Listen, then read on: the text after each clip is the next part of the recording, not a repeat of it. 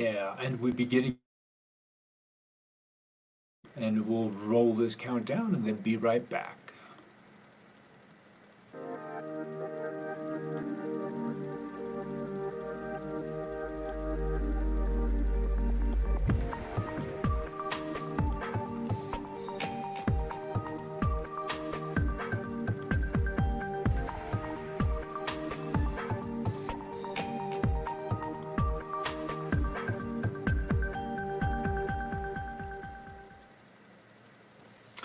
Good Monday afternoon, everybody. We've had an interesting week, a close call to the southeastern coastline where they were contending with and dealing with that hurricane.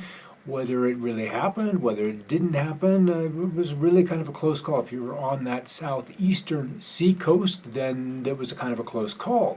Let's see if we can't get this shared to my regular page, and maybe that's just not possible. All right, we'll just let this baby run because I've got other things like there we go, right there and here, and yeah. Anyway, so yeah, we had a close call with that particular storm, and it still hasn't really kind of got its guts together. It's hanging kind of goosey loosey. Hasn't really organized. It was had some potential, was really wrapped in some dry air for a long time.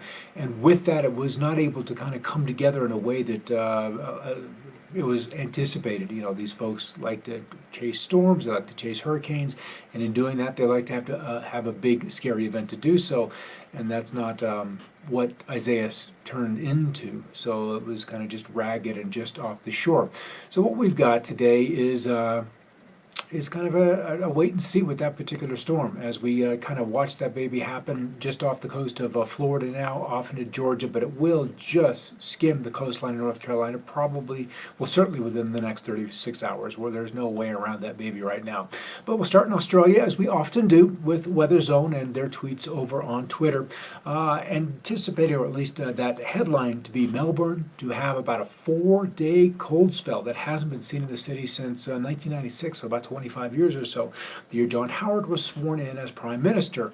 And we'll look at why they're turning so cool. But then again, it is in the midst of winter. Get ready for a blast of winter if you live in Southeast Australia. Bitterly cold air mass from Antarctica will cause rain, hail, low-level snows in parts of Tasmania, Victoria, and far southern New South Wales over the next 48 hours. And there's an animation of the streamlines of this close brush with that very chilly air. Same place, 7 months apart. Graham H. shared this amazing comparison of Bunbury in New South Wales when they were in drought last January and then thriving this January. And that is the thing with water. It's just amazing. You know, what carbon-based life without water, not a lot happens. But you introduce just even a little bit of it, and you can see amazing returns. However, there can be too much water. Let's refresh this and see if there's something else going on here.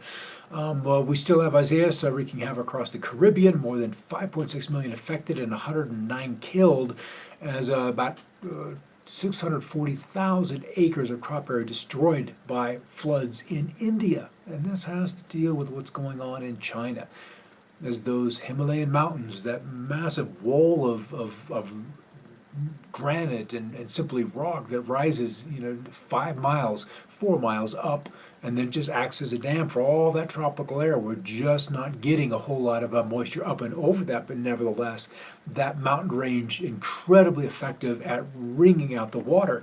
Same thing as we get into eastern Afghanistan with flash flooding in place. Now, Afghanistan not typically one of the wetter places, but when the water does come, it comes with a vengeance. All right, back to Isaias, and we're here at the National Hurricane Center and also the Central Pacific Hurricane Center. And we'll scroll down here to the discussion and outlook. So 5 o'clock, 21 UTC, so that was just 2 hours and 5 minutes ago. The center of Tropical Storm Isaias was located by NOAA Doppler radar near latitude 32 north, 79.4 west. Isaias is moving towards the north-northeast at about 16 miles per hour in this general motion, accompanied by a gradual increase in forward speed. This tends to happen when we begin to get drawn into the westerlies, or at least even into let's just say the predominant flow that you would find at this latitude north.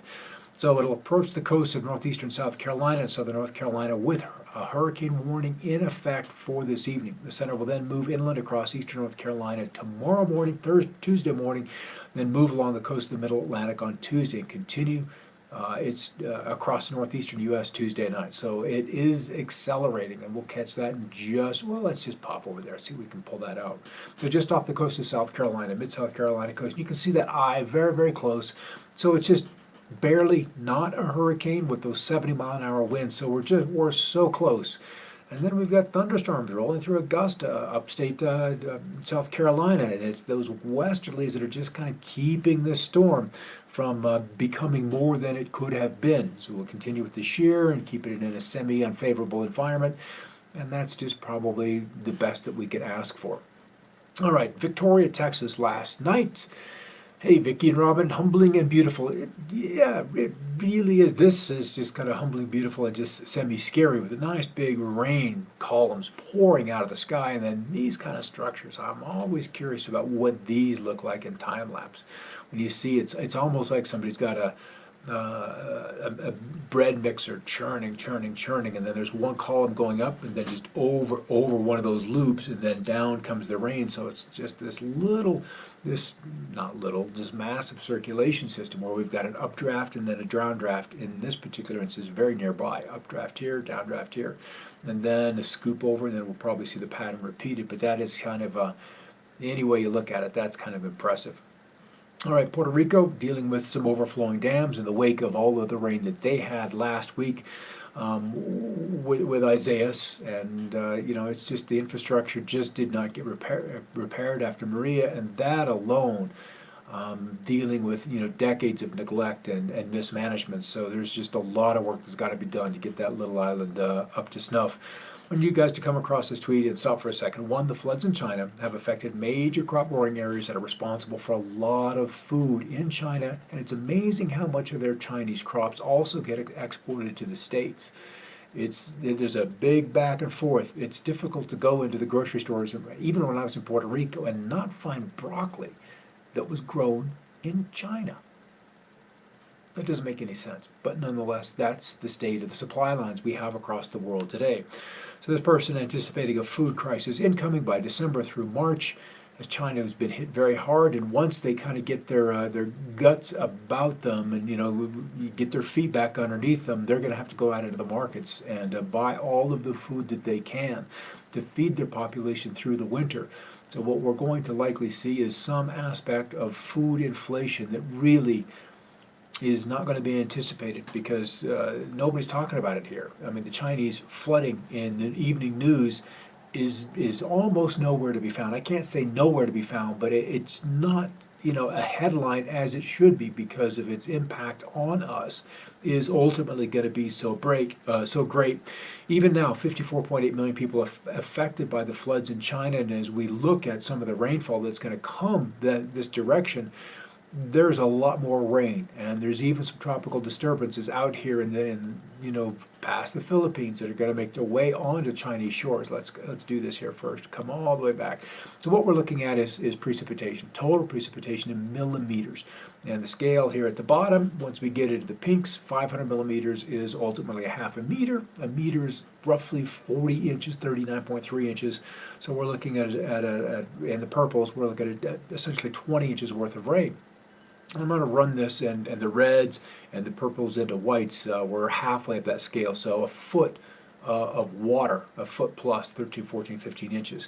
And we're going to run this out almost 2 weeks, and we can see from Taiwan and into these bays, all these coastal areas of China still going to get utterly hammered.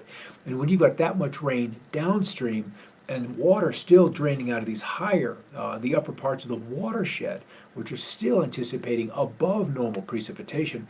Let's take one gander at the 16-day precip anomaly, and we're going to see we're above 5.5 inches above normal. When we get into the neutral or browns and reds, we get to see some subnormal precipitation, but still upstream in the higher lands that have to drain from Tibet and then on down and into the Three Gorges River, the Yangtze, and so forth. It's still anticipating at least 5 inches above normal, and I'm concerned about Korea. Straight up concerned about Korea. They've got a hellish 2 weeks coming with the amount of water that is on its way. All right, I got to come back here one tab, because what we're interested in are these two storms that will impact Australia. They're going to be kind of aggressive. They're certainly going to be cold over the next 2 weeks. So there's going to be a little bit of excitement going on down there with the continuation of the winter storms. And then as we come back stateside and up into the northern regions of the northern hemisphere, we're beginning to see storms of a depth that are far more typical of deeper into fall. So those are beginning to show up as the sunlight wanes. Solar summer ends on Wednesday, the 5th of August. That's when the 3 months with the greatest amount of sunshine is now behind us. And in Australia, then your 3 darkest months are behind you in converse form. So we're beginning to see up north some changes in the jet stream that ultimately will begin to bring some cooler weather down this way. Hey, Karen, so much rain across the world. I'm ready to build an ark.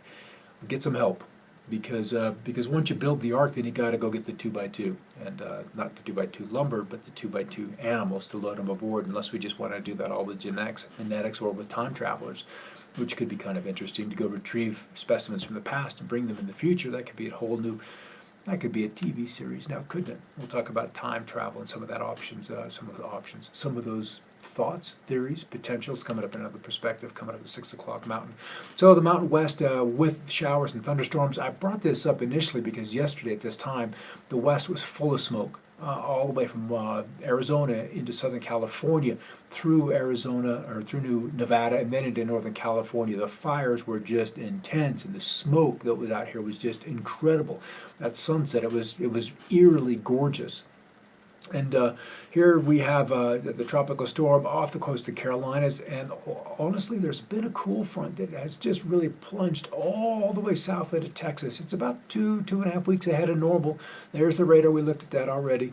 And this line of thunderstorms, kind of the boundary between the warmth out west and then the cool air that has taken residents from middle part of Texas all the way up into Canada. The coolest of it right now seems to be anchored underneath this high pressure in Minnesota, with temperatures at late afternoon, low 70s, even some 60s, 50s as you get into the upper peninsula of Michigan. So a nice, cool, refreshing burst of fall air in these northerly winds. You can see by the wind barbs all the way through Oklahoma, pushing into Texas as that cold front is stalled out around Austin and then points south. So it's kind of a great distance. And when I was working in Oklahoma in the early 90s, these cool fronts were just a godsend. And you were glad to be free of the oppressive heat that was in place for 3 months already. You were just glad to have a break of that. All right, as far as here's that front right through there, all the way into Texas. It turns stationary out of the Mountain West. As we get day 2, it stays in place with the risk of more thunderstorms in the mountains of Colorado. We had them today. Still cloudy, a little bit of lightning, no hail. We had a little hail yesterday, but the risk of storms is there, and of course also the risk of strong thunderstorms tomorrow, as this Isaias will probably close to Long Island about the time we speak to you then, and then it's literally just absorbed into the westerlies, absorbed into the northern latitudes. It just becomes a tropical depression or even just a remnant low as it moves off to the north. But otherwise, finally some showers trying to move into the west. They have been so dry that this would be very, very welcome. All right, how much rain out of this? Let's come to, that's going to be right here.